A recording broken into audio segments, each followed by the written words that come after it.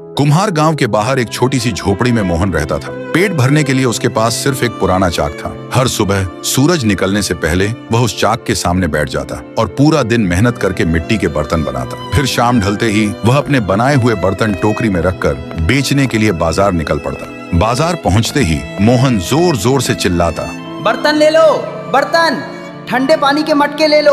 उसकी आवाज सुनते ही आसपास के लोग इकट्ठा हो जाते और धीरे धीरे उसके सारे बर्तन बिकने लगते और उन्हीं पैसों से उसका गुजारा चलता।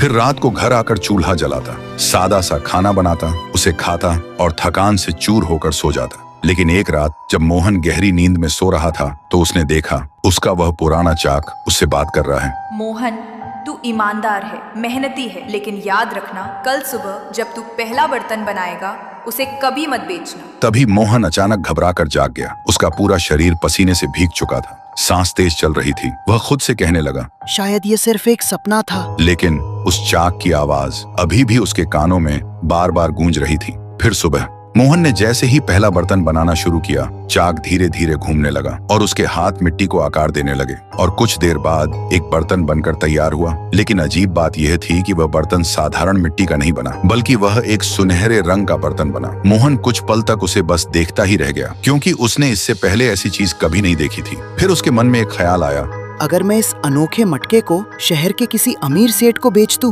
तो शायद मुझे बहुत सारे सोने के सिक्के मिलेंगे। लेकिन अगले ही पल उसे रात का वह सपना याद आ गया। उसे कभी मत बेचना। मोहन ने गहरी सांस ली और उस मटके को उठाकर एहतियात से अपने पास रख लिया। फिर रात को जब वह बाजार से आकर झोपड़ी में बैठकर उस मटके को देख रहा था, तभी अचानक उस मटके से एक सुनहरे रंग की आत्मा बाहर निकली। यह देखते ही मोहन बुरी तरह डर गया, लेकिन तभी वह आत्मा बोली, डर मत मोहन, मैं इस मटके की आत्मा हूँ। तूने लालच नहीं किया, इसलिए मैं तुझे वरदान देती हूँ। इतना कहकर आत्मा ने अपना हाथ हवा में घुमाया और अगले ही पल मोहन की छोटी सी झोपड़ी एक खूबसूरत पक्के घर में बदल गई। उसके फटे हुए कपड़े नए कपड़ों में बदल गए। तभी वह आत्मा बोली, और जब भी तुझे अनाज की जरूरत होगी, इस जादुई मटके से मांगना, तुझे मिल जाएगा और ये मटका कभी खाली नहीं होगा।